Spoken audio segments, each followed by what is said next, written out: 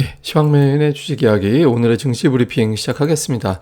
아시아 증시 우리는 휴장이었지만 이제 아시아는 돌아갔잖아요. 뭐 인도는 열리지 않았는데 주요국 다 열렸거든요. 그러니까 중국은 혼조, 일본은 1% 정도 올라갔고 우리가 이제 가장 많이 참고해야 되는 최근에 대만 증시는 0.8% 정도 올랐습니다.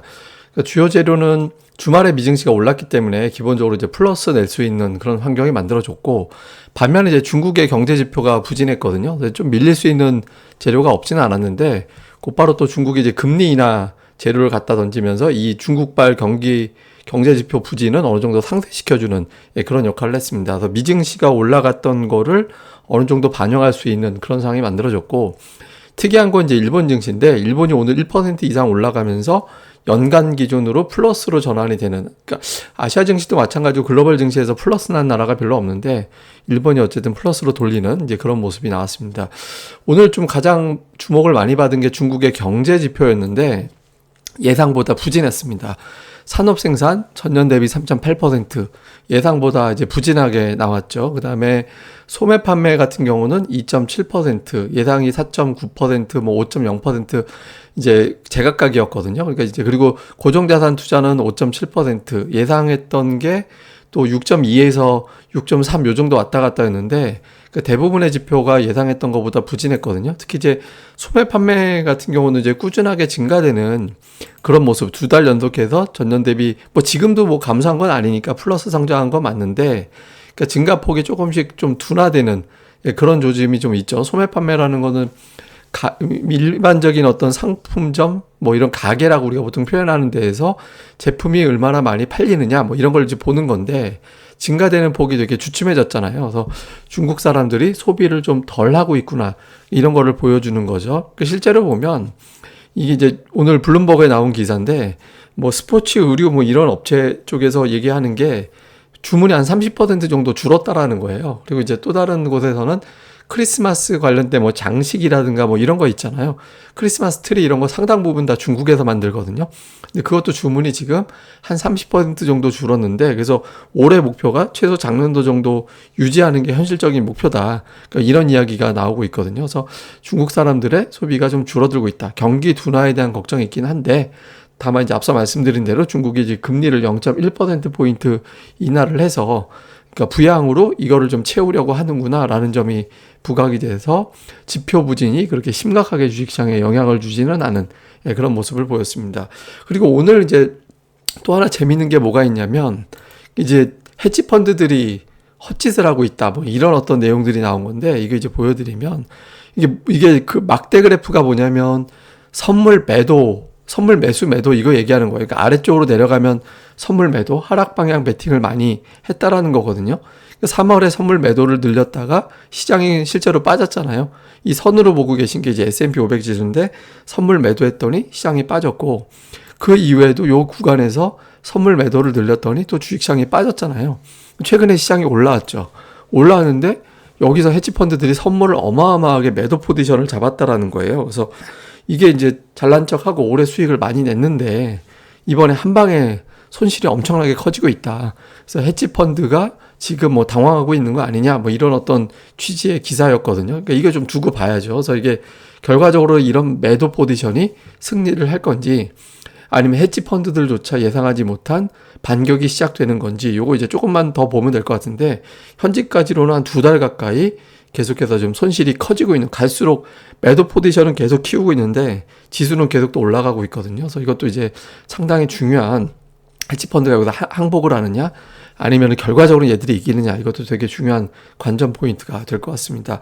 그리고 이제 헤지펀드들이 지고 있다라는 또 하나의 어떤 모습 하나가 이제 현물인데, 이게 이제 공매도 쇼커버 아니냐 이런 어떤 해석이 되는 부분이죠. 어쨌든 외국인 투자자들이 지금 6주 연속해서 매수하고 있잖아요.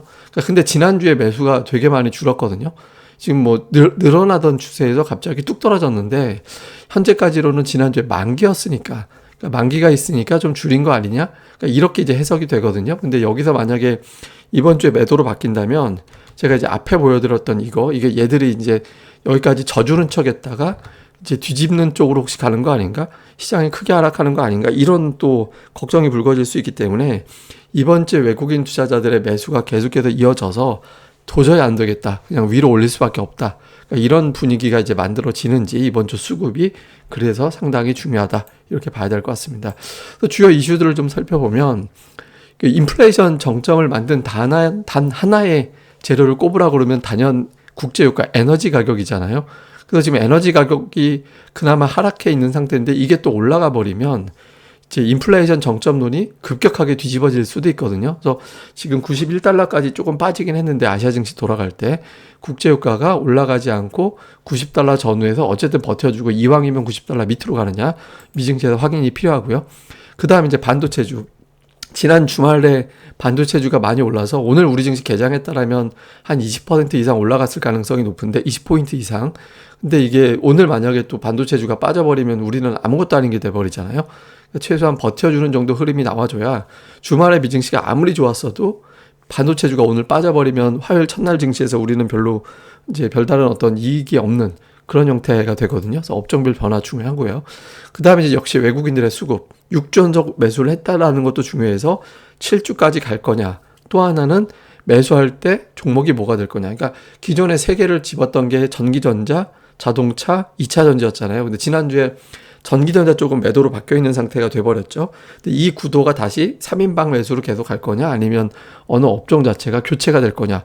요거 되게 주목해서 봐야 되는 변수고요.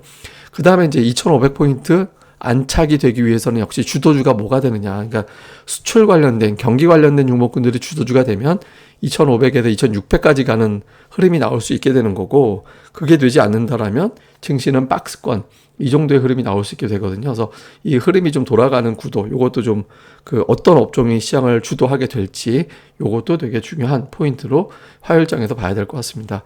그 다음에 이제 마지막으로 제가 차트 하나 보여드리면 오늘 제가 텔레그램에도 보내드리고 이제 카페에도 올려드렸던 건데 그러니까 미국 대통령 임기 1년 차에는 코스피가 그렇고 S&P도 그렇고 S&P 200이라고 했네요. S&P 500 지수 웬만하면 다 플러스가 나거든요. 그래서 이게 마이너스 난 애가 S&P 500은 IT 버블 터졌을 때랑 우리나라는 그 IMF 외환위기 때나 마이너스 나지 1년 차는 다 올랐어요. 근데 올해가 바이든 대통령 2년 차잖아요. 2년 차 마지막 딱 찍었을 때 어떻게 끝났냐면 S&P 500은 평균 5%, 코스피는 12% 올랐거든요. 그럼 이게 올라갔다? 아니에요. 근데 9번 사례 중에 5번 오르고 4번 빠졌거든요. 그래서 2년 차는 사실 오락가락 합니다, 올해. 올해 증시, 그러니까 1년 차에는 올해 작년에 우리 증시가 올랐기 때문에 평균치대로 움직인 거고 그러니까 올해 같은 경우는 평균치 자체가 지수는 올라갔지만 승률은 거의 비슷하게 나왔거든요. 그래서 원래 대통령 임기 2년 차에는 흔들리더라. 그런데 제가 이 얘기를 드리려고 하는 게 아니라 2년 차에 마이너스 났던 4번의 사례 있잖아요. 근데 이 중에 3번은 다음에 플러스가 났거든요. 그래서 올해 마이너스로 간다면 내년도에는 또 괜찮을 확률이 상대적으로 좀 높긴 하다. 뭐 요런 거 정도 이제 알고 있으면 될 것 같습니다. 근데 이거는 뭐 지금 의미 있는 건 아니고 올해 연말쯤 됐을 때 우리가 필요한 건데 또 알고 계시라고 하나 코멘트를 해봤습니다. 예, 그리고 이제 카페 한 번 더 안내를 해드리면 네이버에서 고릴라 리서치라고 검색을 하시면 이제 카페로 오실 수 있습니다. 저희가 지금 부지런히 여기 보시면 종목 리포트에 기업 분석 올리고 있습니다. 이거 추천주 절대 아니고 실적이 부진한 기업들 포함해서 올리고 있는 거니까 이거 뭐 하는 회사인지 저희가 공부하자. 그래서 회사가 나쁜 회사다. 그래서 회사가 좋은 회사다. 그러니까 지금 현재 어렵다. 뭐 이런 걸 갖다가 정리해 드리는 걸로 그러니까 이런 거 공부하는 자료로 삼아 보시면 되니까 여기 올려져 있는 것들 많이 보시면 도움이 됩니다. 그리고 제가 이거 이외에도 조금 전에 말씀드렸던 뭐 데이터 있잖아요. 이런 것들 여러 가지 뭐 대통령 임기 2년차 관련된 데이터들 이런 것들 다 올려드리고 있으니까 고릴라 리서치 많이 와주시고 가입도 부탁을 드리도록 하겠습니다. 예, 그럼 또 한 주 잘 보내시고요. 저는 또 다음에 뵙겠습니다. 감사합니다.